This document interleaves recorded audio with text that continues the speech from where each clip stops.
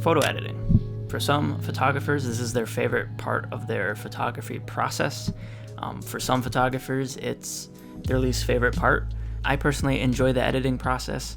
It's where I can, add my own style, bring the photos to life, and add more of my own creativity into my photography. But I really only take my editing to a certain extent, and definitely not as far as some other people do. I think at the end of the day, I want my photo, what's in the photo, how I took it, the story behind it, or what's in it.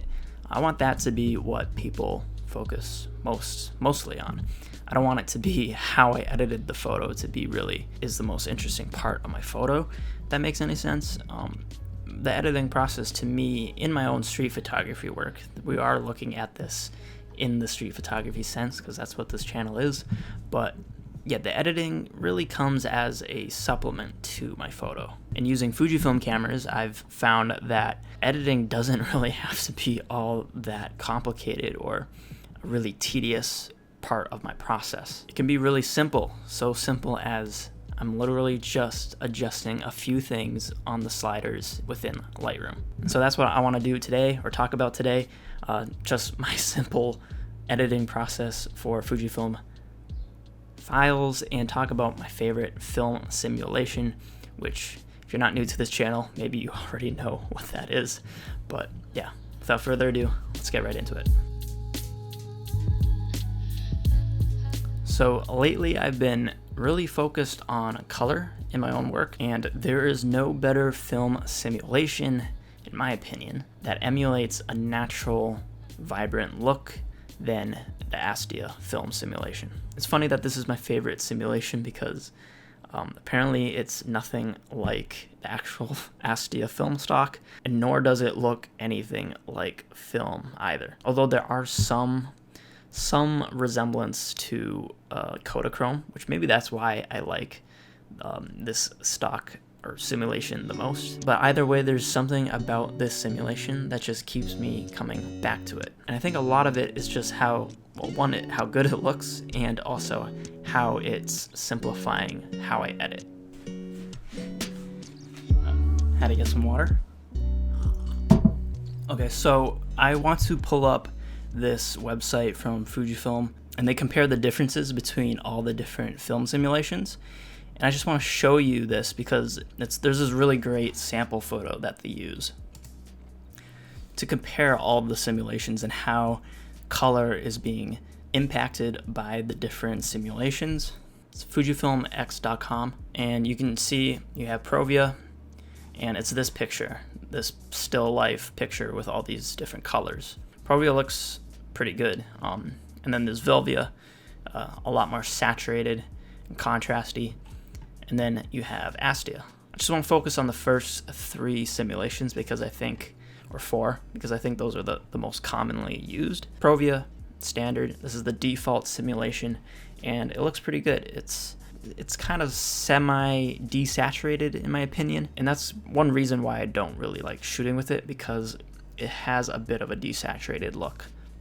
Velvia brings in a lot of saturation and vibrancy, but also with that, a lot of unwanted contrast. Astia, on the other hand, this simulation has that vibrancy, has a bit more saturation than the Provia simulation, but it doesn't have all that added contrast of the Velvia simulation. And then there's Classic Chrome, probably a lot of people's favorite simulation, and it used to be one of my favorites. But recently in my own work, I've been focusing a lot on color, and I want that vibrancy. Classic Chrome, it looks cool, and it's very film-like, and it's what I use for, or the starting point to a lot of my film look presets. It's just too stylized for me right now, and the way I want to edit my photos. And that's why I keep coming back to the Astia simulation, because it's a great starting point for when I do want to edit my photos. There isn't a dominant color that's, overpowering the other colors in terms of saturation, and you don't have a lot of unnecessary contrast like Velvia. So the overall tonality, the tones in the picture, it makes it a great initial starting point for my editing, and you'll quickly see when I show you my editing process that there isn't a lot of editing steps that I do after this. So let's get right into it. So a quick rule of thumb, when I shoot with Fujifilm cameras, I shoot in both RAW and JPEG. But in most cases, I end up using the RAW file, which sounds a little counterintuitive, but I like to have the option of the JPEG file because sometimes the way these cameras, these Fujifilm cameras, the way they render JPEG files and render the simulation, it's something you just can't exactly replicate with the RAW file. So to have that option to use the JPEG is nice to have. It does double the amount of photos I take, but I'm okay with that. Okay, so I've opened up Lightroom and I'm going to show you how to add the film simulations to your Fuji RAW files within Lightroom. And you simply do that by going to Profile in the top right, clicking these 4 little rectangles. This is basically the profile browser. And you're going to have all these options here, but you want to go to Camera Matching.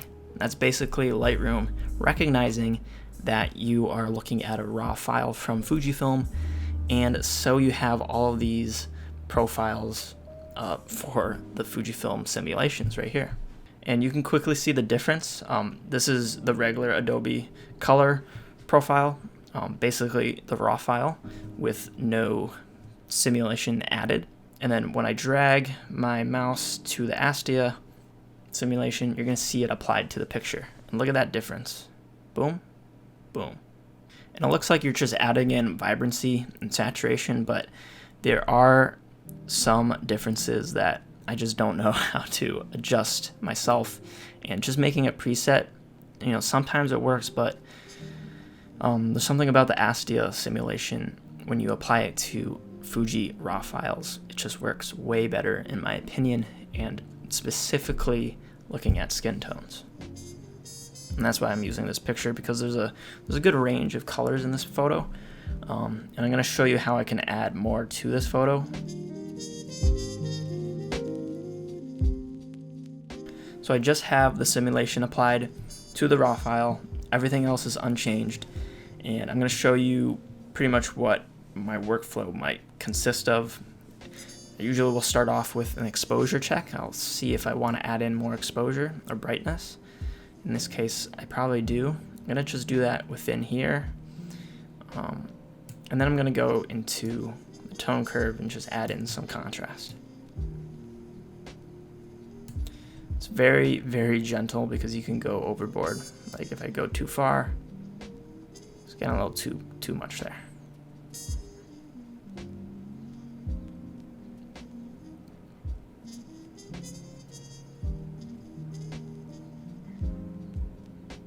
I think that looks good. And I can adjust the highlights as well.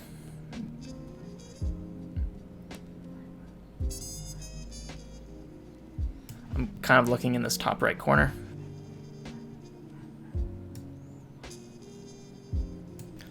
Alright, so I adjusted the highlights a bit more here.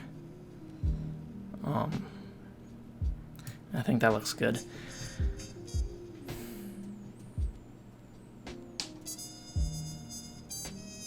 Vibrancy looks good, and I'm pretty much done in terms of editing. I could go a lot further with this. I can add in more saturation.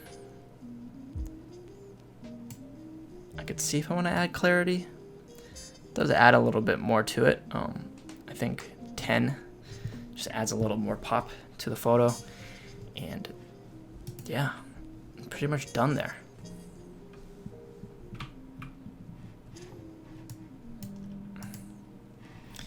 So here is the before and after, and you can see I just basically brought in the colors, added the Astia simulation, brought in the colors, and adjusted exposure.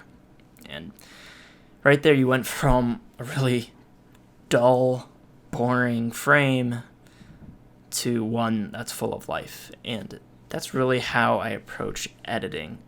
It's more of a supplementation to the photo. These greens right here, I could adjust the hue.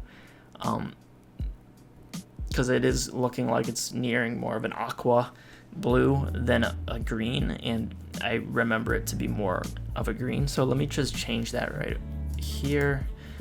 I'll select the selector tool, and then I'll probably choose right here. I can just push it more to a green. Yeah, I think that's way better. I could also desaturate aqua to remove it a bit more from that wall as well. We do blue as well. There you go. I am pretty happy with how this photo looks. Let's edit another one. All right, so here's another photo from Coney Island. Hopefully I'll have this video up next week. So first I'm gonna go to Profiles, Camera Matching, Astia. And right away, colors are just popping off. And then I'm gonna look at the exposure, see if I need a bit of an adjustment. I don't really need to, because getting exposure right in camera first is gonna save you a lot of time. I am just going to bring in a bit more contrast. Maybe bring down the highlights a bit.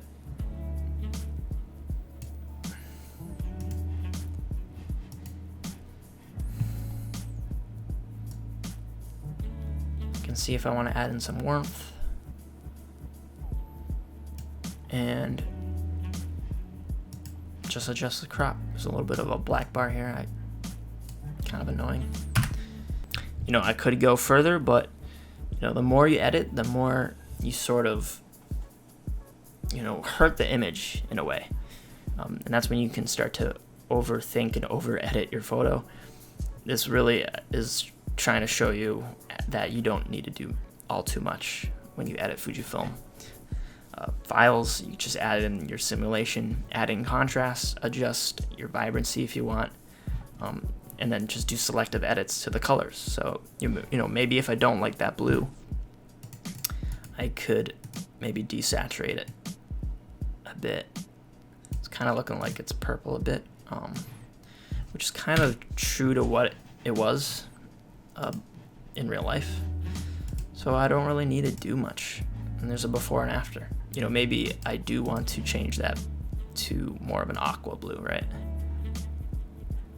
Because you do have the orange. Aqua blue does look better in terms of color theory, cyan and orange. And I might actually do that for this photo. It looks good. So let's keep it. And I think I'm done. All right, so that is a little look into my editing process and just how simple editing color on Fujifilm cameras can be. I really like the Astia simulation. I think it's a great starting point to any editing process. If you want that natural, vibrant look. If you do have your own, stylized look and editing style, that's completely fine. This is just the whole editing process. It should be what you want and what you like. Don't let this video make you think you need to edit this way. This is just for anyone who's, maybe stuck with their editing and is trying to get better colors in their photos and simplify their process. Hopefully this helps you with that. If you enjoyed the video, if you have any questions on my editing process, please leave a comment. I look at all of them, and I'll try to get to as many of you as I can. And if you're not subscribed to the channel, subscribe. A lot of you who watch my videos aren't subscribed, so that hurts my feelings. Subscribe, and I will love you all. But I already love you because you're watching this video. So, see you all in the next video. Peace.